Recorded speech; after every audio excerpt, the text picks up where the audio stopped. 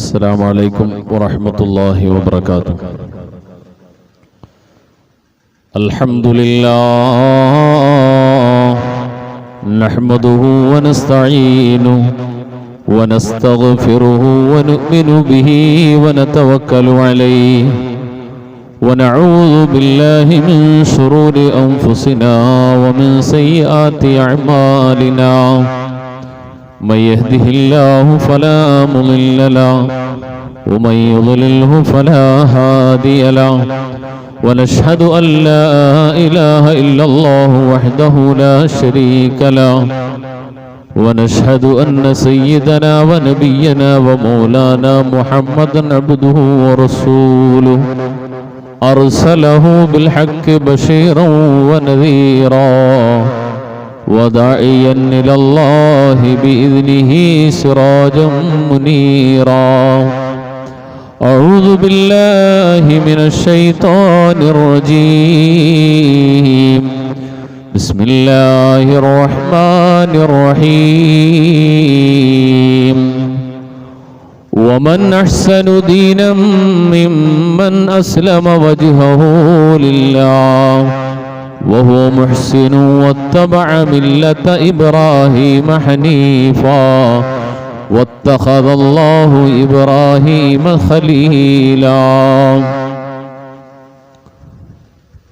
كان النبي صلى الله عليه وسلم إذا أصبح وإذا أمسى أصبحنا على فطرة الإسلام وعلى كلمة الإخلاص وعلى دين نبينا محمد صلى الله عليه وسلم وعلى ملة أبينا إبراهيم حنيفا مسلما وما كان من المشركين.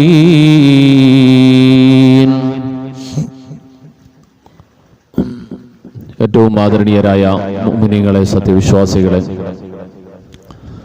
സർവശക്തനായ അല്ലാഹു സുബ്ഹാനഹു വ തആല നമ്മുടെ ഈ സംഗമത്തിനെ കബൂൽ ചെയ്യുമാറാകട്ടെ.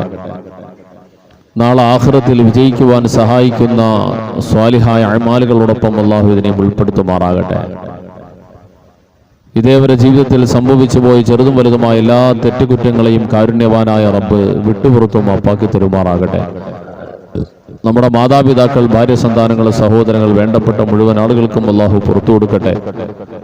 എല്ലാവർക്കും അല്ലാഹു സ്വർഗം നസീബാക്കുമാറാകട്ടെ. നമ്മെ വിട്ടുപിരിഞ്ഞു പോയ നമ്മുടെ വേണ്ടപ്പെട്ട എല്ലാ ഖബറാളികളെയും അല്ലാഹു ജന്നാത്തുൽ ഫിർദൗസിൽ നമ്മയും അവരെയും ഒക്കെ ഹബീബുന റസൂലുള്ളാഹി സ്വല്ലല്ലാഹു അലൈഹി വസല്ലമ തങ്ങളോടൊപ്പം ഒരുമിച്ച് കൂട്ടി അനുഗ്രഹിക്കുമാറാകട്ടെ. നമ്മുടെ നാടുകളെ, വീടുകളെ, കുടുംബങ്ങളെ പ്രതിനിധീകരിച്ചുകൊണ്ട് പരിപാവനമായ വിശുദ്ധമായ ഹജ്ജ് കർമ്മത്തിന് വേണ്ടി ഒഴുകിക്കൊണ്ടിരിക്കുന്ന മുഴുവൻ വിശ്വാസികളുടെയും ഹജ്ജിനെയും ഉംറയും സിയാറത്തിനെയും അല്ലാഹു മഖബൂലും മർളിയുമായി സ്വീകരിക്കുമാറാകട്ടെ. നമ്മയും അവരെല്ലാവരെയും അല്ലാഹു വിജയികളിൽ ഉൾപ്പെടുത്തട്ടെ. അടുത്ത വർഷങ്ങളിലെങ്കിലും നമുക്കും ആ പുണ്യമായ കർമ്മത്തിന് വേണ്ടി പുറപ്പെടാൻ അല്ലാഹു വിധി കൂട്ടി അനുഗ്രഹിക്കുമാറാകട്ടെ. കാലാവസ്ഥയുടെ എല്ലാ പ്രതികൂല അവസ്ഥകളിൽ നിന്നും അല്ലാഹു നമുക്ക് മോചനം തരട്ടെ. വിശേഷിയ കുടിവെള്ള ക്ഷാമവും മഴയില്ലാത്തതുകൊണ്ടുള്ള ബുദ്ധിമുട്ടും ഒക്കെ അനുഭവിക്കുന്ന എല്ലാ പ്രയാസങ്ങൾക്കും അല്ലാഹു ശാശ്വതമായ പരിഹാരം നൽകി അനുഗ്രഹിക്കുമാറാകട്ടെ. പ്രിയപ്പെട്ട മുഅ്മിനീങ്ങളെ, സഹോദരങ്ങളെ,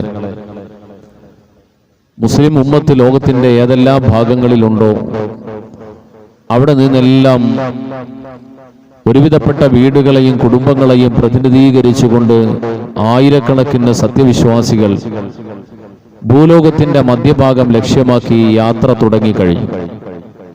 പ്രത്യേകതരം വേഷവിധാനത്തോടുകൂടി സാധാരണ യാത്രകളിൽ നിന്നും വിഭിന്നമായ ആത്മീയതയിൽ ഊന്നിയ, ആത്മീയത പ്രസരിപ്പിക്കുന്ന യാത്രയായി ആയിരക്കണക്കിന് വിശ്വാസികൾ നമ്മുടെ എല്ലാം നാടുകളെ, വീടുകളെ, കുടുംബങ്ങളെ പ്രതിനിധീകരിച്ചുകൊണ്ട് യാത്ര ചെയ്തു. എല്ലാവരും അവരവരുടെ നാടുകളിലെ പ്രധാനപ്പെട്ട ഒരു കേന്ദ്രത്തിൽ ഒരുമിച്ച് കൂടിക്കഴിഞ്ഞാൽ പിന്നെ എല്ലാവരും കുടുംബ ബന്ധങ്ങളെല്ലാം മറന്ന് ആ ഒരുമിച്ച് ചേർന്ന ആളുകൾ പരസ്പരം ഒരു പ്രത്യേക ആത്മീയമായ ബന്ധം സ്ഥാപിച്ച് ഒരേ ദിശയിലേക്ക് ഒഴുകിക്കൊണ്ടിരിക്കുന്ന ആയിരക്കണക്കിന്, പതിനായിരക്കണക്കിന് സത്യവിശ്വാസികളുടെ ഒഴുക്ക് ഒരേ ദിശയിലേക്ക്, ഒരേ ഇടത്തിലേക്കാണ്. ജിയോഗ്രഫിക്കൽ സയൻസിന്റെ രേഖകൾ പ്രകാരം ഭൂമിയുടെ പ്രധാന കേന്ദ്ര ഭാഗം എവിടെയാണോ അവിടേക്കാണ് ഇവർ ഒഴുകുക. ഭൂമിയുടെ മധ്യഭാഗം എന്ന് തന്നെ പറയപ്പെടുന്നു. അങ്ങനെയുള്ള ഭാഗത്തിലേക്ക് ഒഴുകപ്പെടുന്ന ആളുകൾ എല്ലാവരും ചെല്ലുന്നത് മനോഹരമായ ഒരു ചതുര കെട്ടിടം, കറുത്ത മനോഹരമായ ഒരു കെട്ടിടത്തിലേക്കാണ്, അതിന്റെ മുമ്പിലേക്കാണ് എത്തുക. പോകാൻ തൗഫീഖ് ലഭിച്ചവർക്കറിയാം, ഒരുപാട് നാളത്തെ കാത്തിരിപ്പും ആഗ്രഹവും മനസ്സിൽ ഒതുക്കിക്കൊണ്ടാണ് പോകുന്നത് എങ്കിൽ എന്തെന്നില്ലാത്ത അനുഭൂതിയും, എന്താണ് ഇവിടേക്ക് ഇങ്ങനെ ജനം ഒഴുകുക എന്നതൊക്കെ മനസ്സിലാകും. കേവലം ഒരു ടൂർ യാത്ര പോലെയാണ് പോകുന്നതെങ്കിൽ അവർക്ക് പ്രത്യേകിച്ചൊന്നും തോന്നാനും പോകുന്നില്ല. ഒരുപാട് ആഗ്രഹിച്ച് കാത്തിരുന്ന് പോകുന്നവർക്ക് ആത്മീയമായ എല്ലാ അനുഭവങ്ങളും ഉണ്ടാകും. അങ്ങനെ ലോകത്തിന്റെ വിവിധ ഭാഗങ്ങളിൽ നിന്നും പുറപ്പെടുന്ന സംഘങ്ങളെല്ലാം ഒരേ ദിശയിലുള്ള പ്രത്യേകമായ ആ ചതുര നിർമ്മിതിയുടെ മുമ്പിലേക്ക് ഒരുമിച്ച് കൂടുമ്പോൾ എല്ലാവരുടെയും മനസ്സുകളെ നിറകൊള്ളിക്കുന്ന, മനസ്സുകളെ ആനന്ദം കൊള്ളിക്കുന്ന എന്തെന്നില്ലാത്ത ആത്മീയ നിർവൃതിയും അനുഭൂതിയും അവർ നേടുകയാണ്. എല്ലാവരുടെയും നാവുകളിൽ നിന്നും ഒരേ ശബ്ദമാണ് വരിക. ലബ്ബൈക അല്ലാഹുമ്മ ലബ്ബൈക ലബ്ബൈക ലാ ശരീക ലക ലബ്ബൈക ഇന്നൽ ഹംദ വന്നിഅമത വൽ മുൽക ലാ ശരീക ലക ലബ്ബൈക. അല്ലാഹുവേ, നിന്റെ വിളിക്ക് ഉത്തരം നൽകിക്കൊണ്ട് ഈ അടിമകൾ ഇതാ വരുന്നു റബ്ബേ. ലബ്ബൈക അല്ലാഹുമ്മ ലബ്ബൈക ലബ്ബൈക ലാ ശരീക ലക ലബ്ബൈക. നിനക്കൊരു പങ്കുകാരുമില്ല അല്ലാ. എല്ലാവരും ഒരേ രൂപത്തിൽ ഒരേ മന്ത്രോച്ചാരണത്തോടെ ഒരേ ദിശയിലേക്ക് ഒഴുകിക്കൊണ്ടിരിക്കുമ്പോൾ ഈ രൂപത്തിലെ ഒരു ദിശയിൽ ഒരേ രൂപത്തിലൂടെയുള്ള ഒഴുക്ക് പരിമിതമായ ദിവസങ്ങളെ പ്രധാന ലക്ഷ്യമാക്കി കണ്ടുകൊണ്ടുള്ള ഈ ഒരൊഴുക്ക് ലോകത്ത് അപൂർവങ്ങളിൽ അപൂർവമായി മാത്രമേ കാണാൻ കഴിയൂ. പരിശുദ്ധ ദീനുൽ ഇസ്ലാമിൽ മുസ്ലിം ഉമ്മത്ത് എല്ലാ വിഭാഗം മുസ്ലിമീങ്ങളും ഒരുപോലെ യാത്ര ചെയ്തു പോകുന്ന ഒരേ ഒരു സംഗമം, അത് പരിശുദ്ധമായ മക്കാ മുക്കറമയിൽ നാം പറഞ്ഞുകൊണ്ടിരിക്കുന്ന ഹജ്ജ് എന്ന അനുഗ്രഹീത കർമ്മത്തിനാണ്. അല്ലാഹു റബ്ബുൽ ആലമീൻ പരിശുദ്ധ ഇസ്ലാമാകുന്ന മേൽക്കൂരയെ നാട്ടി നിർത്തപ്പെട്ടിരിക്കുന്ന 5 തൂണുകളിൽ ഒരു തൂണാണ്, ഒരു സ്തംഭമാണ് ഈ ഹജ്ജ് എന്ന കർമ്മമെന്ന് പരിചയപ്പെടുത്തിയ ആ കർമ്മം ലക്ഷ്യമാക്കി ലോകം മുഴുവനുമുള്ള വിശ്വാസികൾ യാത്ര ചെയ്യുകയാണ്. ഓരോ കർമ്മവും നമ്മൾ ഒന്ന് പഠിച്ചാൽ ആ കർമ്മത്തിൽ ചില ആത്മീയ വശങ്ങളുണ്ട്, ചില മാനവിക വശങ്ങളുണ്ട്, ചില സാമൂഹിക കാഴ്ചപ്പാടുകൾ അതിൽ വായിച്ചെടുക്കാം. എന്നാൽ ഹജ്ജ് കർമ്മത്തിലും അതുപോലെയുണ്ട്. ഒരു കർമ്മത്തിനെ കുറിച്ച് പഠിച്ചു വരുമ്പോ പരിശുദ്ധ ദീനുൽ ഇസ്ലാം പഠിപ്പിക്കുന്ന ഹജ്ജ് കർമ്മം, ആ ഹജ്ജ് കർമ്മം അതിലെ പ്രത്യേകമായ ഓരോ കർമ്മങ്ങളെ എടുത്ത് പഠിക്കാൻ നിന്നാൽ സാധാരണ ബുദ്ധി കൊണ്ട് ചിന്തിച്ചാൽ എന്താണ് അതിന്റെ യുക്തി എന്ന് പോലും ചിലപ്പോ മനസ്സിലാകില്ല.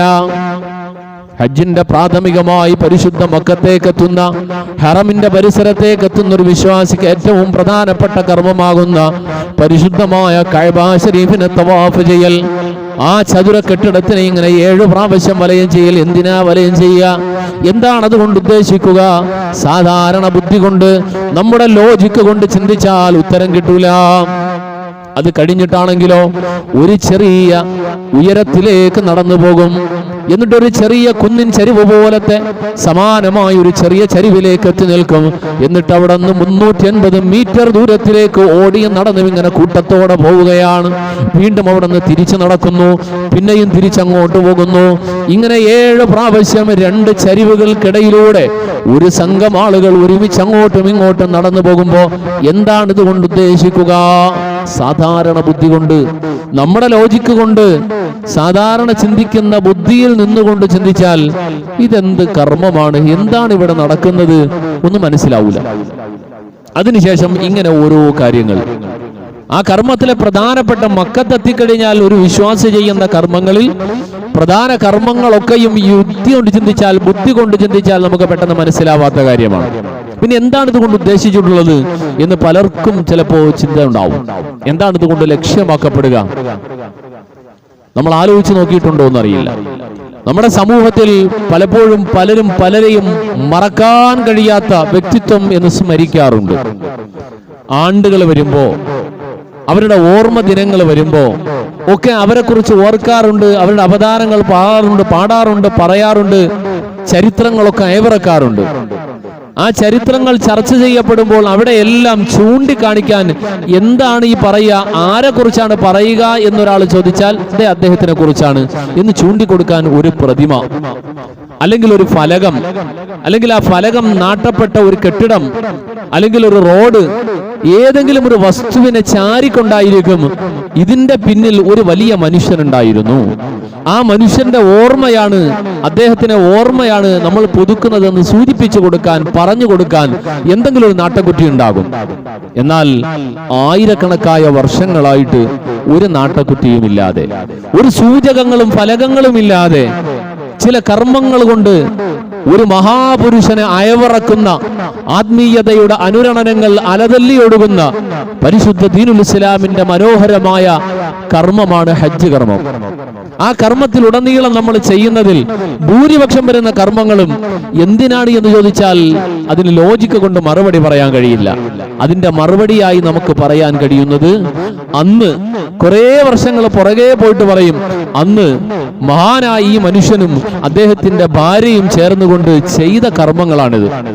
അവർ അവരുടെ ആവശ്യത്തിന് വേണ്ടിയോ അതല്ലെങ്കിൽ ഉടയതമ്പുരാൻ അവരെ കൊണ്ട് നമ്മെ കൊണ്ട് ചെയ്യിപ്പിക്കുന്നതിന് വേണ്ടി മാതൃകയായി ചെയ്യിപ്പിച്ചതോ അല്ലാഹു അഅലം. അതായത് അവർ ചെയ്തു, അതിനെ നമ്മളും അതുപോലെ പിന്തുടരുകയാണ്. അങ്ങനെ പിന്തുടരണം എന്ന് നമ്മളെ പഠിപ്പിച്ചു. അത് തന്നെ നിങ്ങൾ പിന്തുടരുക എന്ന് പറഞ്ഞാൽ അവിടെ പിന്നെ കൂടുതൽ ആലോചിക്കാൻ വഴിയില്ല.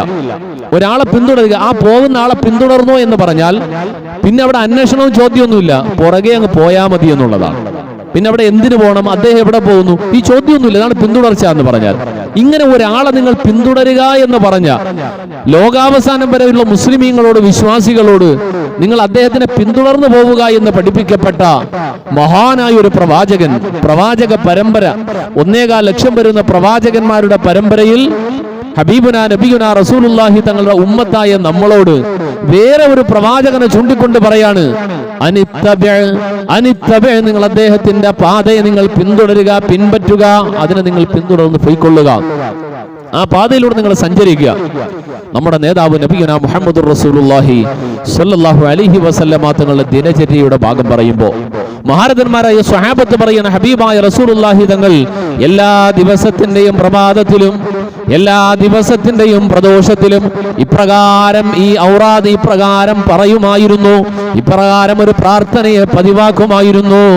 സ്വഹാബത്തിനോട് പറഞ്ഞു, നിങ്ങളും മുടങ്ങാതെ ഈ പ്രാർത്ഥന ഇതുപോലെ നിങ്ങൾ നിലനിർത്തണേ.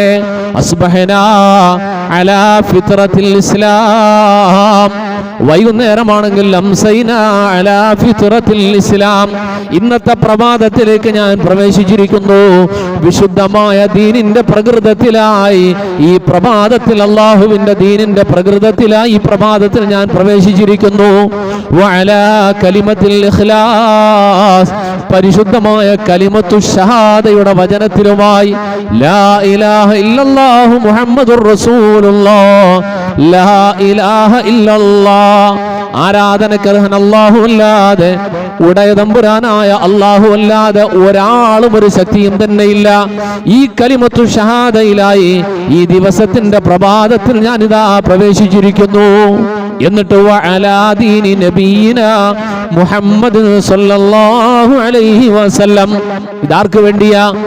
ഹബീബായ നബിയുന മുഹമ്മദുർ റസൂലുള്ളാഹ്, അല്ലാഹുവിന്റെ പ്രവാചകനെ അനുധാവനം ചെയ്യുന്ന മുഴുവൻ വിശ്വാസികളോടും വഅലാ ദീനി നബിയിന മുഹമ്മദ് സല്ലല്ലാഹു അലൈഹി വസല്ലം, നമ്മുടെ നേതാവ് നബിയുന മുഹമ്മദുർ റസൂലുള്ളാഹിന്റെ ദീനിലുമായി ഞാനിതാ ഈ പ്രഭാതത്തിൽ പ്രവേശിച്ചിരിക്കുന്നു.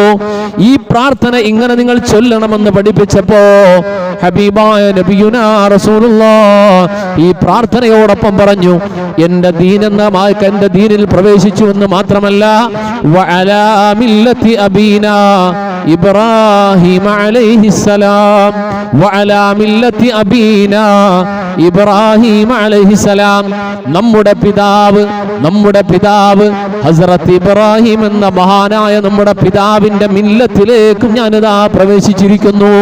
ആദ്യം പറഞ്ഞു വഅലാ ദീനി നബിയിന മുഹമ്മദ് സല്ലല്ലാഹു അലൈഹി വസല്ലം, ലോകത്തിന്റെ തിരുദൂതർ മുഹമ്മദുർ റസൂലുള്ളാഹി തങ്ങളുടെ ദീനിലായി ഞാൻ പ്രവേശിച്ചു. തൊട്ടടുത്ത് പറയുന്നു വഅലാ മില്ലത്തി ഇബ്രാഹിം, മില്ലത്തി അബീന ഇബ്രാഹിം, ഇബ്രാഹിമി മില്ലത്തിലായി. അപ്പൊ മില്ലത്ത്, ഇബ്രാഹിം നബി അലൈഹി സ്വലാത്തു വസ്സലാമിന്റെ മില്ലത്ത്, ആ മില്ലത്തിനെ പൂർത്തീകരിക്കാനാണ് മുഹമ്മദ് റസൂലുള്ളാഹി നിയോഗിതനായത്. പരിശുദ്ധ ഖുർആൻ ആദരവായ റസൂലുള്ളാഹി തങ്ങളുടെ തിരുവചനങ്ങൾ നമ്മൾ പഠനവിധേയമാക്കിയാൽ മില്ലത്തെ ഇബ്രാഹിം, മനോഹരമായ മില്ലത്തെ ഇബ്രാഹിമിയത്തിന്റെ പൂർത്തീകരണം ഒരുപാട് വിശാലമായി ചർച്ച ചെയ്യപ്പെട്ടു പോകുന്ന ഒരു വിഷയമാണ് മില്ലത്തെ ഇബ്രാഹിം. ആ മില്ലത്തെ ഇബ്രാഹിമാണ് ഇസ്ലാം. മുസ്ലിമീൻ, നമ്മൾ പരസ്പരം നമ്മെക്കുറിച്ച്, ലോക ജനത നമ്മെക്കുറിച്ച് വിളിക്കുന്ന പേര് മുസ്ലിം എന്നാണ്. മുസ്ലിം എന്നാണ്. നമുക്ക് മുൻപ് കഴിഞ്ഞുപോയ മഹാനായ പ്രവാചകൻ ഈസാ റൂഹുല്ലാഹി അലൈഹി സ്വലാത്തു വസ്സലാമുകളുടെ അനുയായികളെ കുറിച്ച് ഇന്ന് ലോകം വിളിക്കുന്നത് ഈസായിയത്ത് അല്ലെങ്കിൽ ക്രിസ്ത്യാനികൾ എന്നാണ്. മസീഹി അല്ലെങ്കിൽ ഈസാ ക്രിസ്ത്യാനികൾ എന്നാണ് പറയാം.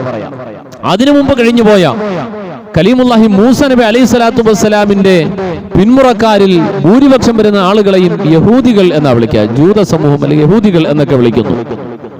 എന്നാൽ ഇവരെല്ലാവരുടെയും കുറെ കൂടെ കാലങ്ങൾക്ക് മുമ്പ്, ഇന്നേക്ക് ഏകദേശം 4000 ചില്ലുവാനും വർഷങ്ങൾക്കപ്പുറം വന്നുപോയ മഹാനായ ഒരു പ്രവാചകൻ ഹസ്രത്ത് ഇബ്രാഹിം നബി അലൈഹി സ്വലാത്തു വസ്സലാം. ആ ഇബ്രാഹിം നബി അലൈഹി സ്വലാത്തു വസ്സലാം തന്റെ പരമ്പരയിൽ താൻ ആഗ്രഹിച്ച രൂപത്തിലുള്ള യഥാർത്ഥ സത്യവിശ്വാസികളായ ആളുകളാണെങ്കിൽ അവർക്കെല്ലാവർക്കും അവിടെ നിന്നൊരു പേര് വെച്ചു. അദ്ദേഹം വെച്ച പേര് സമ്മാക്കുമുൽ മുസ്ലിമീൻ. ആ മഹാനായ വ്യക്തിത്വം, ആ മഹാനായ പിതാവ് അവരുടെ അനുയായികളായ മുഴുവൻ ആളുകൾക്കും വിളിച്ച പേര് മുസ്ലിമീൻ എന്നായിരുന്നു. വിശുദ്ധ ഖുർആൻ നമ്മളെ പഠിപ്പിക്കുന്നു, നമ്മെ ആദ്യമായി മുസ്ലിം എന്ന് പരിചയപ്പെടുത്തിയത്, നമ്മുടെ വിശ്വാസം ഇസ്ലാം എന്ന് പരിചയപ്പെടുത്തിയത് ഇത് ഹസ്രത്ത് ഇബ്രാഹിം നബി അലൈഹി സ്വലാത്തു വസ്സലാമാണ്. അപ്പൊ അതിനു മുമ്പുള്ളവർ നൂഹ് നബി, അതിനു മുമ്പ് ഇദ്രീസ് നബി, ഷീസ് നബി, ആദം നബി, ഇവരെല്ലാവരും ഇസ്ലാമിലും മുസ്ലിമീങ്ങളിലും തന്നെയാണ്. അവർക്ക് ഉപയോഗിക്കപ്പെട്ടിരുന്ന പേര് മാറ്റെന്തെങ്കിലും ആയിരിക്കാം. ഈ പേരാദ്യമായി മുസ്ലിമീങ്ങൾ എന്ന പേര് ആദ്യമായി വിളിക്കപ്പെടാൻ കാരണമാകുന്ന രൂപത്തിൽ ഒരു പദപ്രയോഗം നടത്തിയത് മഹാന ഇബ്രാഹിം നബി അലൈഹി സ്വലാത്തു വസ്സലാമാണ്. ആ ഇബ്രാഹിം നബിയിലൂടെ അല്ലാഹു റബ്ബുൽ ആലമീൻ വ്യവസ്ഥാപിതമായ ഒരു ഏകദൈവ വിശ്വാസ സംഹിത ലോകത്തിനെ പരിചയപ്പെടുത്തുകയാണ്. ഒരുവിധപ്പെട്ട പ്രവാചകന്മാരുടെ എല്ലാം ചരിത്രം നമ്മൾ പരിശോധിച്ചാൽ 1.25 ലക്ഷത്തോളം വരുന്ന പ്രവാചക പരമ്പരയുടെ ചരിത്രം പരതിയാൽ ഒട്ടുമുക്കാൽ പ്രവാചകന്മാർക്ക് നുബൂവത്ത് ലഭിച്ചിരിക്കുന്നത് 40 വയസ്സ്, ശരാശരി 40 വയസ്സിൽ ഏറിയോ താഴ്ന്നു നിൽക്കും. ഒന്നുകിൽ ഒരു 30-ന്റെയും 50-ന്റെയും ഇടയിൽ ശരാശരി ഏകദേശം ഇതുപോലെയാണ് ഒരുവിധപ്പെട്ട പ്രവാചകന്മാർക്ക്. പിന്നെ അതിനു മുമ്പുള്ള ഒരുപാട് കാലം ആയുർദൈർഘ്യം ഉണ്ടായിരുന്ന നബിമാരിൽ ചിലർക്കൊക്കെ കുറെ കൂടെ താമസിച്ചിട്ടാണ്. അവരെ സംബന്ധിച്ചിടത്തോളം അവരുടെ യൗവനകാലം, അതിന്റെ പ്രധാനപ്പെട്ട യൗവനമൊക്കെ മാറി പക്വതയുടെ പ്രായമെത്തുമ്പോഴാണ് നുബുവത്ത് കിട്ടിയിട്ടുള്ളത്. എന്നാൽ പ്രായം കൊണ്ട് 176 വയസ്സ് വരെ ജീവിച്ചിരുന്നെങ്കിലും 20ാമത്തെ വയസ്സിന് മുമ്പ് തന്നെ, അതെ നമ്മുടെ കാലഘട്ടത്തിൽ യൗവനത്തിന്റെ തുടക്കം എന്ന് പറയാവുന്ന പ്രായത്തിൽ നുബുവത്ത് ലഭിച്ച മഹാനായിരുന്നു മഹാനായ ഹസ്രത്ത് ഇബ്രാഹിം നബി അലൈഹി സ്വലാത്തു വസ്സലാം. ആ പ്രവാചകനിലൂടെ അല്ലാഹു റബ്ബുൽ ആലമീൻ ലോകത്തിന്റെ മുമ്പിൽ വ്യക്തമാക്കി കൊടുത്ത, വരച്ചു കാണിച്ചു കൊടുത്ത മനോഹരമായൊരു ജീവിത ദർശനമുണ്ട്, ഒരു വിശ്വാസ ആദർശ സംഹിതയുണ്ട്. അതാണ് പരിശുദ്ധ ദീൻ. ആ ദീനാണ് മില്ലത്തെ ഇബ്രാഹിം എന്ന് പറയാം. അതിൽ പ്രധാനമായും 3 ഭാഗങ്ങളാണ്. ആരാധനക്കർഹൻ, അദൃശ്യനായ, അരൂപിയായ, സർവപ്രതാപശാലിയായ അല്ലാഹു റബ്ബുൽ ആലമീൻ മാത്രം. ആരാധന അവനല്ലാതെ വേറെ ഒരു ശക്തിക്കും ആരാധനകൾ അർപ്പിക്കപ്പെടാൻ പാടില്ല. ഒരു തരത്തിലുള്ള ആരാധനയും, ആരാധനയുടെ ഏത് രൂപവും ആ ശക്തിക്ക് മാത്രമേ ഉള്ളൂ. ഇതിന് ഒരുപാട് അർത്ഥതലങ്ങളും ഒരുപാട് ചർച്ചകളുമുണ്ട്. രണ്ടാമത്, ഭൗതിക ലോകത്ത് എന്തെല്ലാം പരീക്ഷണങ്ങൾ ഉണ്ടായാലും ആ പരീക്ഷണങ്ങളൊക്കെയും ഒരു വിശ്വാസി പ്രതീക്ഷിച്ചു കൊള്ളണം. ഒരു മുസ്ലിമിനെ സംബന്ധിച്ചിടത്തോളം പരീക്ഷണം അവൻ പ്രതീക്ഷിച്ചു കൊണ്ടേ മുന്നോട്ട് പോകാൻ പാടുള്ളൂ. പരീക്ഷണം ഉറപ്പാണ്. പരീക്ഷണമില്ലാതെ ഒരു മുസ്ലിമിന്റെ ജീവിതം ഉണ്ടാകൂല. പരീക്ഷണമില്ലാത്തൊരു ജീവിതമാണ് ഒരു മുസ്ലിമിന് കിട്ടുന്നതെങ്കിൽ അവൻ ഭയപ്പെടണമെന്നാണ്. ഹബീബുനാ റസൂലുള്ളാഹി തങ്ങളുടെ അടുക്കൽ ഒരിക്കൽ നല്ല സ്വാലിഹായി ജീവിക്കുന്ന ഒരു മനുഷ്യൻ, ദീനിന്റെ കാര്യങ്ങളിലെല്ലാം സജീവമായി ഇടപെടുന്ന ഒരു മനുഷ്യൻ, അദ്ദേഹം പലപ്പോഴും അടിക്കടി ഇങ്ങനെ നിരന്തരം പല രൂപത്തിലുള്ള വിഷമതകളിലായി കുടുങ്ങാണ്. രോഗം കൊണ്ട്, വിഷമങ്ങൾ കൊണ്ട്, ദാരിദ്ര്യം കൊണ്ട്, കഷ്ടപ്പാട് കൊണ്ട്, കുടുംബജീവിതം, വ്യക്തിജീവിതം, ഉപജീവനം ഒക്കെ പ്രതിസന്ധിയിലായ വല്ലാത്ത വിഷമത്തിലായി കുടുങ്ങിയ ഒരു മനുഷ്യന് വന്നിട്ട് റസൂലുള്ളാഹി തങ്ങളോട് പറയാ, യാ റസൂലല്ലാഹ്, എനിക്കെന്താ ഇങ്ങനെ പരീക്ഷണം, നിലയ്ക്കാത്ത പരീക്ഷണം, ഒരിക്കലും ഇത് അവസാനിക്കുന്നില്ലല്ലോ. ഞാൻ അതിനും മാത്രം എന്തെങ്കിലും തെറ്റ് ചെയ്തിട്ടുണ്ടോ? ഞാൻ ആരെങ്കിലും ബുദ്ധിമുട്ടിച്ചിട്ടുണ്ടോ? ഇതൊന്നുമില്ലല്ലോ. എന്നിട്ടും എനിക്കിങ്ങനെ പരീക്ഷണം ഒരിക്കലും നിലയ്ക്കുന്നില്ലല്ലോ. ഇങ്ങനെ കണ്ടിന്യൂ പരീക്ഷണമാണല്ലോ. അള്ളാഹുവിന്റെ റസൂൽ ആ മനുഷ്യന്റെ അടുക്കിലേക്ക് ഇരിക്കാൻ പറഞ്ഞു. സമാധാനിക്കുക. ലാ യജ്മഉ ബൈന ഖൗഫൈൻ വലാ അംനൈൻ. ഈ ലോകത്ത് നിനക്ക് ദുഃഖമാണല്ലേ, വിഷമമാണല്ലേ, പ്രയാസമാണല്ലേ, ഇതിന്റെ പേരിൽ തീരാ നഷ്ടം, നിരാശ, ഇതൊന്നും വേണ്ട, തകർന്നു പോകേണ്ടതില്ല. രണ്ട് ലോകത്തും ഇനിയൊരു ലോകമുണ്ടെന്നുള്ള വിശ്വാസമുണ്ടോ? ഈ ലോകത്തെ ജീവിതം കുറച്ചു കാലം കഴിഞ്ഞ് അവസാനിക്കും, ഇനി വരാനൊരു ജീവിതമുണ്ട്, ഒരു ലോകമുണ്ട്, അവിടെയാണ് യഥാർത്ഥ ജീവിതം എന്ന് വിശ്വസിക്കുന്നുണ്ടോ? എങ്കിൽ അവിടെയും ഇവിടെയും ഒരുപോലെ ദുഃഖം അങ്ങനെ ഒന്നും ഉണ്ടാവൂല. ഇവിടെ ദുഃഖമാണോ, നാളെ വരാനിരിക്കുന്ന ജീവിതം സന്തോഷത്തിൻ്റെതാണ്, പ്രതീക്ഷ വെക്കാം. ആർക്ക്? ഈ ജീവിതത്തിലെ കഷ്ടപ്പാടുകളെ ഇതെന്റെ റബ്ബിന്റെ തീരുമാനമാണ്. അല്ലാഹു റബ്ബുൽ ആലമീൻ എന്റെ റബ്ബ് എനിക്ക് വേണ്ടി തീരുമാനിച്ചതാണ്. അവന്റെ വിധിയെ, അവന്റെ തീരുമാനത്തെ ചോദ്യം ചെയ്യാൻ ആർക്കാണ് അധികാരമുള്ളത്? ആർക്കാണ് ചോദിക്കാൻ കഴിയുക? താഴ്മയോടെ കീഴൊതുങ്ങിക്കൊണ്ട് ഈ വിധിയെ നീ എനിക്ക് സഹായകമാക്കി തരണേ എന്ന് പറയാമെന്നല്ലാതെ ചോദ്യം ചെയ്യാൻ ഒരാൾക്കും ഒരു ശക്തിക്കും അധികാരമില്ല. ആ റബ്ബിന്റെ തീരുമാനമാണെങ്കിൽ അതിനെ നേരിടലല്ലാതെ എന്താ ഉള്ളത്? രോഗങ്ങൾ കൊണ്ടൊക്കെ തളർന്നു പോകുന്ന പലരും യൗവനകാലത്തൊക്കെ ജീവിതം അവസാനിച്ചു എന്ന് തോന്നുന്ന രൂപത്തിലുള്ള രോഗങ്ങൾ കൊണ്ട് പരീക്ഷിക്കപ്പെടുമ്പോ വല്ലാതെ തളർന്നു പോകും, തകർന്നു പോകും, എല്ലാ സമനിലയും തെറ്റിപ്പോകും. ആ സമയമൊക്കെ മനുഷ്യൻ അടിയുറച്ചു നിൽക്കണം, ഉറച്ചു നിൽക്കണം. എന്റെ വിശ്വാസം, എന്റെ ദീൻ, ഞാൻ ഫോളോ ചെയ്യുന്ന എന്റെ മതം എന്നെ പഠിപ്പിച്ചത് ഇതുണ്ടാകുമെന്നാണ്. അള്ളാഹു ഉറപ്പിച്ച് പറഞ്ഞു. നിങ്ങൾക്ക് ഉറപ്പായിട്ട് ചില പരീക്ഷണങ്ങൾ ഉണ്ടാകും, നിങ്ങൾക്ക് ഉറപ്പായിട്ടും പരീക്ഷണം ഉണ്ടാകും. അങ്ങനെയുള്ള പരീക്ഷണങ്ങൾ ഒരു വിശ്വാസിക്കുണ്ടാകും. ഇത് മില്ലത്തെ ഇബ്രാഹിമിലൂടെ എല്ലാ ദിവസവും രാവിലെ പ്രഭാതത്തിലോട്ട് പ്രവേശിക്കുമ്പോൾ തന്നെ വഅലാ മില്ലത്തി അബീനാ ഇബ്രാഹിം, ഞാൻ ഇന്ന് നേരം വെളുത്തിരിക്കുന്നു, എന്റെ പിതാവ്, നമ്മുടെ പിതാവ് മഹാനായ ഹസ്രത്ത് ഇബ്രാഹിം നബി അലൈഹി സ്വലാത്തു വസ്സലാമിന്റെ മില്ലത്തിലായിട്ടാണ് ഞാൻ എന്റെ ദീനീ ജീവിതത്തിലേക്ക് പ്രവേശിച്ചിരിക്കുന്നത്. ആരാണ് ഇബ്രാഹിം?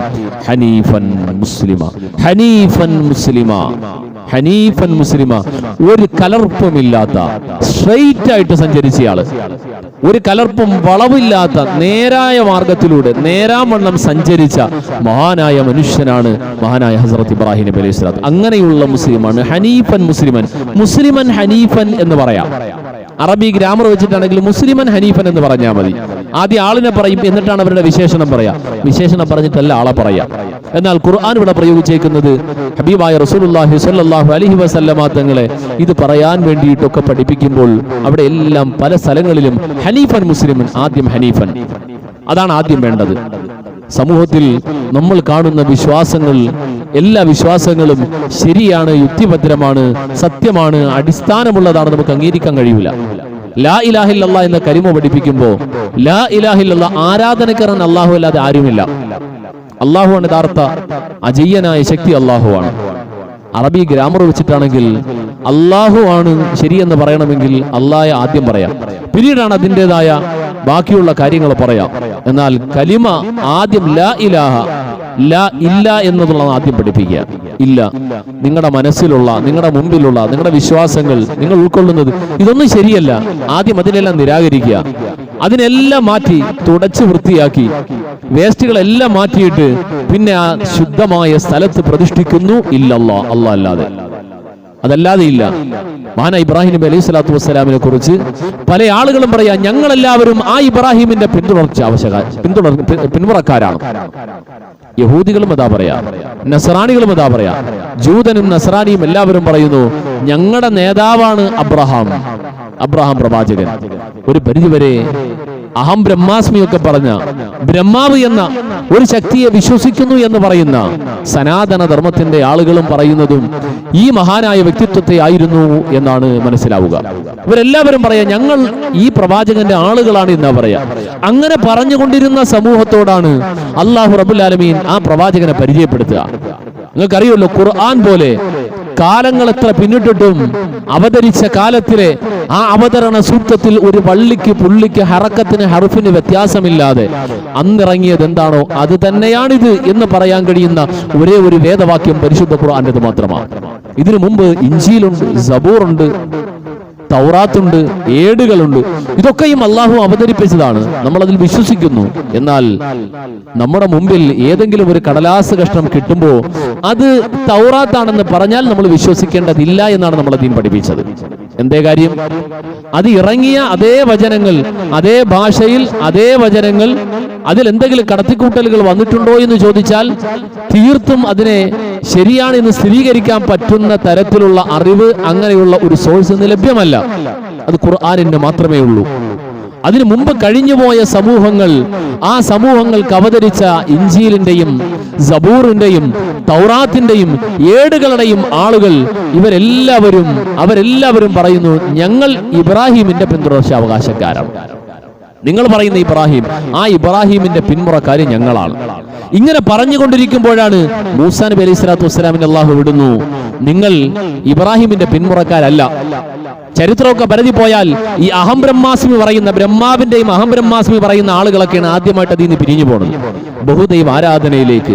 ആർക്കെതിരെയാണോ ഇബ്രാഹിം പൊരുതിയത്, ആർക്കെതിരിൽ എന്തിനാണോ ഇബ്രാഹിം നബി അലൈഹി സ്വലാത്തു വസ്സലാം പടപൊരുതിയത്, ആ പടപൊരുതിയ അതേ ആളുകൾ എന്തിനു വേണ്ടി പരിശ്രമിച്ചോ അതേ രൂപത്തിലേക്ക് തന്നെ അതിലെ ഭൂരിപക്ഷവും മടങ്ങിപ്പോയി, ബിംബാരാധകരായി മാറി.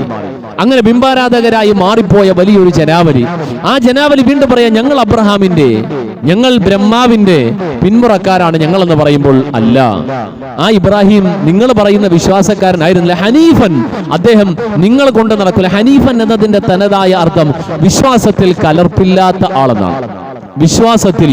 വിശ്വാസത്തിൽ യഥാർത്ഥ ഏകദൈവത്തിന്, യഥാർത്ഥ ശക്തിയെ, യഥാർത്ഥ ആരാധ്യനെ മനസ്സിലാക്കുന്നതിലും ആരാധനകൾ അർപ്പിക്കുന്നതിലും ഒരു കൂട്ടിച്ചേർക്കലുമില്ലാതെ സ്ട്രെയിറ്റ് ആയിട്ട് വിശ്വസിക്കുന്ന ആൾ എന്നാണ് ഹനീഫൻ എന്നതിന്റെ അർത്ഥം. അങ്ങനെയുള്ള ആളുകൾ അന്ന് ഞങ്ങളും ഇബ്രാഹിമിന്റെ പിന്മുറക്കാരാണെന്ന് പറയുമ്പോൾ അല്ല എന്ന് പഠിപ്പിക്കാൻ മൂസാ നബി വിട്ടു. ആ മൂസാ നബി വന്നിട്ട് പറഞ്ഞു, അതല്ല, ഇബ്രാഹിം നബി അലൈഹി സ്വലാത്തു വസ്സലാം നമ്മുടെ പിതാവ് ഇബ്രാഹിം നബി പിന്തുടർന്ന് വന്നത്, ചെയ്തു വന്നത് ഇന്നതാണ്, തൗഹീദ്. ആ തൗഹീദ് ഇന്നതാണെന്ന് പഠിപ്പിച്ചു. കാലം കുറെ കഴിഞ്ഞുപോയി. മൂസാ നബി അലൈഹി സ്വലാത്തു വസ്സലാമിനെയും തൗറാത്തിനെയും ഒരു മാറ്റിവെച്ചു. അതിലും കൈകടത്തലുകൾ വന്നു. ഇഷ്ടാനുസരണം ജീവിക്കാൻ ആ ജനത തയ്യാറായി. അടുത്ത പ്രവാചകൻ വന്നു. ആ പ്രവാചകനും അവരോട് പറഞ്ഞത് തന്നെയാണ്. ഇങ്ങനെ ഓരോ ജനതയും കഴിഞ്ഞു പോകുമ്പോൾ അവരെല്ലാവരും മതങ്ങളുടെ നേതാവ്, സെമിറ്റിക് മതങ്ങളുടെ പിതാവ് എന്നറിയപ്പെടുന്ന ഹസ്രത്ത് ഇബ്രാഹിം നബിയെ പിടിച്ചിട്ട് പറയും, ഇബ്രാഹിമിന്റെ പിന്മുറക്കാര് ഞങ്ങളാണ്. ഇങ്ങനെ ലോകത്തിലെ ഭൂരിപക്ഷം വരുന്ന 90% വരുന്ന മതവിശ്വാസികളുടെയും ആധികാരിക നേതാവായിട്ട് അറിയപ്പെടുന്ന വ്യക്തിത്വമാണ് മഹാനായ ഹസ്രത്ത് ഇബ്രാഹിം നബി അലൈഹി സ്വലാത്തു വസ്സലാം. ആ ഇബ്രാഹിം നബി അലൈഹി സ്വലാത്തു വസ്സലാം മതങ്ങളുടെ പിതാവ്, മാനവകുലത്തിന്റെ മതങ്ങളുടെ പിതാവ് എന്ന് വേണമെങ്കിൽ വിളിക്കാം. ആ പിതാവിന്റെ വിശ്വാസത്തിലാണ് ഞങ്ങളുള്ളത് എന്ന് പറഞ്ഞുകൊണ്ട് ഓരോ ജനത ജീവിക്കുമ്പോഴും അല്ല എന്ന് തിരുത്തിക്കൊണ്ടാണ് അള്ളാഹു ഓരോ പ്രവാചകന്മാരെ വിടുക. അങ്ങനെ ഓരോ പ്രവാചകന്മാരെ വിട്ടിട്ട് വീണ്ടും ആ ജനത വഴികേടിലേക്ക് പോകുമ്പോൾ നിങ്ങളുടെ പ്രവാചകനായി നിങ്ങൾ വിശ്വസിക്കുന്ന നിങ്ങളുടെ നേതാവ് ഇബ്രാഹിം നബി അലൈഹി സ്വലാത്തു വസ്സലാം ഇങ്ങനെ ആയിരുന്നില്ല എന്ന് പറയുമ്പോൾ അത് വിശ്വസിക്കാൻ വിശ്വസനീയമായ എവിഡൻസ് അവരുടെ മുമ്പിൽ ബാക്കിയില്ല. കാരണം മുമ്പ് വന്ന വേദങ്ങൾ വെള്ളം ചേർക്കപ്പെട്ടു, കൈകടത്തലുകൾ നടന്നുപോയി. അങ്ങനെ പോയി അവസാനം പരിശുദ്ധ ഖുർആൻ അവതരിക്കുമ്പോൾ ആ ഖുർആൻ ആദ്യമായി ഇബ്രാഹിം നബി അലൈഹി സ്വലാത്തു വസ്സലാമിനെ പരിചയപ്പെടുത്തുമ്പോൾ ഹനീഫൻ മുസ്ലിമൻ, കഴിഞ്ഞുപോയ നബിമാർ, കഴിഞ്ഞുപോയ ജനതകൾ എല്ലാവരും ഇബ്രാഹിം നബിയുടെ പാർശ്വം ഞങ്ങളിലാണുള്ളത് എന്ന് പറയുമ്പോൾ അവിടെ നിങ്ങൾക്ക് എല്ലാവർക്കും പിഴവ് പറ്റിയിരിക്കുന്നു. ഇബ്രാഹിം നബി അലൈഹി സ്വലാത്തു വസ്സലാം ആരായിരുന്നു എന്നറിയുമോ? ഇബ്രാഹിം നബി വിശ്വാസത്തിൽ ഒരു വെള്ളവും ചേർത്തിട്ടില്ലാത്ത ആളായിരുന്നു. വമാ കാന മിനൽ മുശ്രിക്കീൻ, അദ്ദേഹം ബഹുദൈവ വിശ്വാസിയായിരുന്നില്ല. ആരാധനയിൽ ഒരു വസ്തുക്കളെയും കൂട്ടിച്ചേർത്തിരുന്നില്ല. അദ്ദേഹം അചഞ്ചലമായ അടിയുറച്ച ഏകദൈവ വിശ്വാസിയായിരുന്നു എന്ന് അല്ലാഹു റബ്ബുൽ ആലമീൻ ലോകജനതയോട് പഠിപ്പിക്കുകയാണ്. ഹബീബനാ റസൂലുള്ളാഹി സ്വല്ലല്ലാഹു അലൈഹി വസല്ലമ തങ്ങൾ ആ മില്ലത്തിനെയാണ് നമ്മെ പരിചയപ്പെടുത്തിയിട്ട് പറയാം, എല്ലാ ദിവസവും രാവിലെ ഇങ്ങനെ നിങ്ങൾ പ്രാർത്ഥിക്കൂ, അസ്ബഹനാ അലാ ഫിത്രത്തിൽ ഇസ്ലാം വഅലാ കലിമത്തിൽ ഇഖ്ലാസ് വഅലാ ദീനി നബിയിനാ മുഹമ്മദ് സ്വല്ലല്ലാഹു അലൈഹി വസല്ലം വഅലാ മില്ലത്തി അബീനാ ഇബ്രാഹിം അലൈഹിസ്സലാം. ഇബ്രാഹിം നബിയുടെ മില്ലത്തിലുമായി ഞാൻ ഈ ദിവസത്തെ പ്രഭാതത്തിലേക്ക് പ്രവേശിച്ചിരിക്കുന്നു. അല്ലാഹ്, ആരാണ് ഇബ്രാഹിം നബി? ഹനീഫൻ മുസ്ലിമ, ശരിയായ മുസ്ലിം, ഒരു വളവുമില്ലാതെ ഒരു തരത്തിലുള്ള കലർപ്പുമില്ലാത്ത അടിയുറച്ച വിശ്വാസത്തിന്റെ ഉടമ. വമാ കാന മിനൽ മുശ്രിക്കീൻ, ഒരു തരത്തിലും ബഹുദൈവ വിശ്വാസത്തിന്റെ ഒരു അംശം പോലും ഇല്ലാത്ത മനുഷ്യനായിരുന്നു. മുഹമ്മദ് റസൂലുള്ളാഹിന്റെ പിന്മുറക്കാരായ ആ പ്രവാചകന്റെ വിശ്വാസികളായ നമ്മളോട് ഓരോ ആരാധനകൾ എടുത്താൽ ആരാധനകളിൽ ഭൂരിപക്ഷം വരുന്ന ആരാധനകളിൽ ഈ ഹസ്രത്ത് ഇബ്രാഹിം നബിയെ ചേർക്കാതെ ആരാധനകൾ പൂർത്തീകരിക്കപ്പെടുന്നില്ല. നമ്മൾ നമസ്കരിക്കാൻ പോകുന്ന നമസ്കാരം. ആ നമസ്കാരത്തിലെ 14 ഫർളുകളിൽ ഖൗലിയായ നാവ് കൊണ്ട് ഉച്ചരിച്ചുകൊണ്ട് തന്നെ പൂർത്തീകരിക്കേണ്ട ഫർളുകൾ, ആ ഫർളുകളിൽ ഒരു ഫർളായി ഇബ്രാഹിമിയ, സ്വലാത്തുൽ ഇബ്രാഹിമിയ. അതിൽ ഇബ്രാഹിം നബിയുടെ പേര് മാത്രമല്ല, മുഹമ്മദ് റസൂലുള്ളാഹി തങ്ങളെയും അവിടുത്തെ കുടുംബത്തെയുമാണ് ആദ്യം പറയാ. എന്നാലും ആ സ്വലാത്തിനെ പറഞ്ഞപ്പോൾ സ്വലാത്തെ ഇബ്രാഹിമിയ എന്നാ പറഞ്ഞു. ഇബ്രാഹിം നബി അലൈഹി സ്വലാത്തു വസ്സലാമിന്റെ മേലുള്ള സ്വലാത്ത്, ആ സ്വലാത്ത് നിങ്ങൾ നിസ്കാരത്തെ നിങ്ങൾ ചൊല്ലണം. ആ സ്വലാത്ത് നിങ്ങൾ മുടങ്ങാം. ആ സ്വലാത്ത് എങ്ങാനും മുടങ്ങിപ്പോയാൽ നിസ്കാരം പോയി, നിസ്കാരം പൂർത്തിയായിട്ടില്ല. ഓരോ ഇബാദത്തുകൾ നമ്മൾ എടുക്കുമ്പോൾ അവിടെ എല്ലാം നമ്മളിത് കാണുകയാണ്. വജാഹിദു ഫില്ലാഹി ഹഖ്ക ജിഹാദി, നിങ്ങൾ പരിശുദ്ധമായ ദീനിനു വേണ്ടി അടിയുറച്ചു നിന്നുകൊണ്ട് പോരാടുക. ആ പോരാട്ടം നിങ്ങളെ പേര് വെച്ച, നിങ്ങളെ തിരഞ്ഞെടുത്ത അല്ലാഹു റബ്ബുൽ ആലമീൻ നിങ്ങൾക്ക് മാതൃകയായി പഠിപ്പിച്ചു തന്ന മില്ലത്ത് അബീക്കും ഇബ്രാഹിം, ഇബ്രാഹിം നബി അലൈഹി സ്വലാത്തു വസ്സലാമിന്റെ മില്ലത്ത്, ആ മില്ലത്തിനെ പരിചയപ്പെടുത്തി ഹുവ സമ്മാക്കുമുൽ മുസ്ലിമീൻ, ആ നബിയാണ്, ആ ഇബ്രാഹിമാണ് നിങ്ങൾക്ക് മുസ്ലിം എന്ന് പേര് വെച്ചത്. ആ പേരാണ് നമ്മൾ കൊണ്ടു നടക്കുക. ആ കൊണ്ടു നടക്കുന്ന നമ്മുടെ ആത്മീയ നേതൃത്വം, മതപരമായ നമ്മുടെ വിശ്വാസത്തിന്റെ മാതൃക മഹാനായ ഹസ്രത്ത് ഇബ്രാഹിം നബി അലൈഹി സ്വലാത്തു വസ്സലാം. ആ ഇബ്രാഹിം നബി അലൈഹി സ്വലാത്തു വസ്സലാം മഹാനായ പ്രവാചകന് പരിശുദ്ധ ഖുർആനിലെ 25 അധ്യായങ്ങൾ, 25 അധ്യായങ്ങളിലായി 69 പ്രാവശ്യം ആവർത്തിച്ച് പരാമർശിക്കപ്പെട്ട പ്രവാചകനാണ് ഹസ്രത്ത് ഇബ്രാഹിം നബി അലൈഹി സ്വലാത്തു വസ്സലാം. ഇത്രമാത്രം ആവർത്തിച്ച് പുകഴ്ത്തി വാഴ്ത്തിക്കൊണ്ട് പരിചയപ്പെടുത്താനും മാത്രം ഈ പ്രവാചകരിൽ ഉണ്ടായിരുന്ന പ്രത്യേകത, ഇത്രമാത്രം പരിഗണന നൽകപ്പെടാനുണ്ടായിരുന്ന പ്രത്യേകത എന്താണ്? പരിശുദ്ധ ഖുർആൻ ഈ പ്രവാചകന്റെ പ്രത്യേകത പറയാം. ലോകത്തിൽ ഇന്നേ വരെ ആ പ്രവാചകന്റെ കാലം മുതൽ, ഹസ്രത്ത് ഇബ്രാഹിം നബിയുടെ കാലം മുതൽ മുഹമ്മദ് റസൂലുള്ളാഹി തങ്ങളുടെ കാലം വരെ ഒരു പ്രത്യേക രൂപത്തിൽ സഞ്ചരിച്ചു.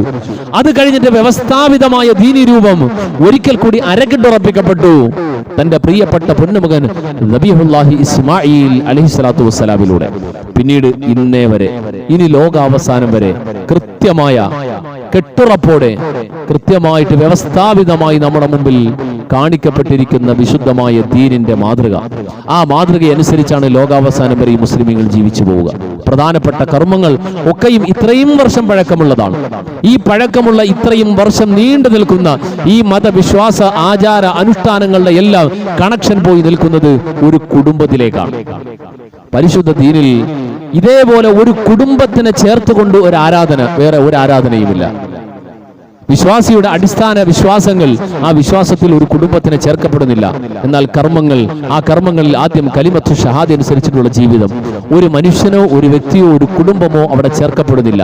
രണ്ടാമത് നമസ്കാരം, സർവശക്തനായ റബ്ബുൽ ആലമീനായ അള്ളാഹുവിനെ 5 നേരം കൃത്യമായി നിങ്ങൾ കുമ്പിടണം, സുജൂദ് ചെയ്യണം, വണങ്ങണം, നമസ്കരിക്കണം. അവിടെയും ഈ ലോകത്തെ ഒരു സൃഷ്ടിയും കണക്ട് ചെയ്യുന്നില്ല. നോമ്പ്, അതും അള്ളാഹ് പറഞ്ഞു നമ്മൾ ചെയ്യുന്നു. സക്കാത്ത്, നമ്മുടെ കൂട്ടത്തിലുള്ള എല്ലാ മനുഷ്യരെയും ഒരുപോലെ നമ്മൾ മനസ്സിലാക്കണം, അതിലെ ദരിദ്രരായ ആളുകളെ പരിഗണിക്കണം.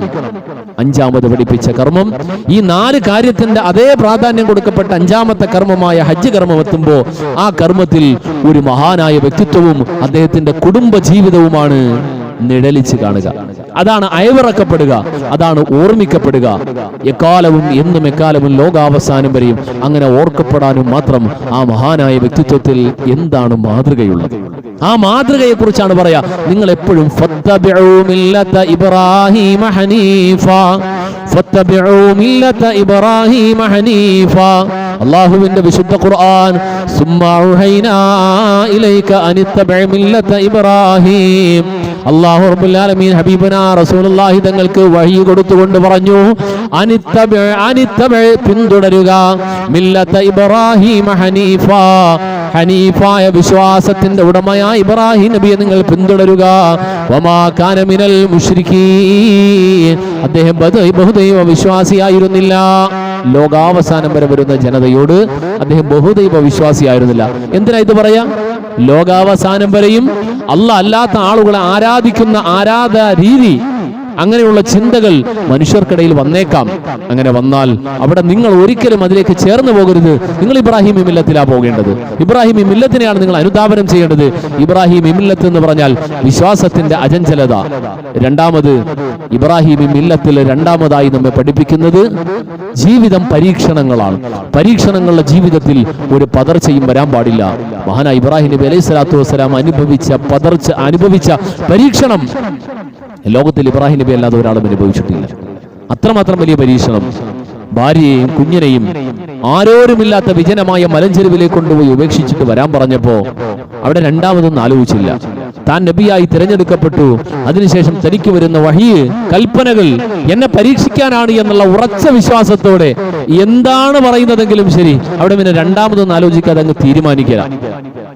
ഏറ്റവും കടുത്ത പരീക്ഷണമായിരുന്നു താൻ ഒരുപാട് സ്നേഹിച്ച, വല്ലാതെ പ്രതീക്ഷ വെച്ച കുഞ്ഞു മകനെ കുഞ്ഞു പ്രായത്തിൽ ബലിക്കലിൽ വെച്ചിട്ട് സ്വന്തം കൈകൾ കൊണ്ട് അറുത്ത് രക്തമൊഴുക്കണമെന്ന് പറഞ്ഞപ്പോൾ അവിടെയും ഒരു അമാന്തവും കാണിക്കാതെ അതിനും തയ്യാറായി മുന്നോട്ട് പോയപ്പോഴാണ് അള്ളാഹു പറഞ്ഞത്, താങ്കളെ ഞാൻ പ്രവാചകനായി ഇമാമായി വരാൻ പോകുന്ന ജനതയ്ക്ക് നേതാവായിട്ട് നിങ്ങളെ നാം തിരഞ്ഞെടുത്തിരിക്കുന്നു എന്ന് അള്ളാഹു പറഞ്ഞത്.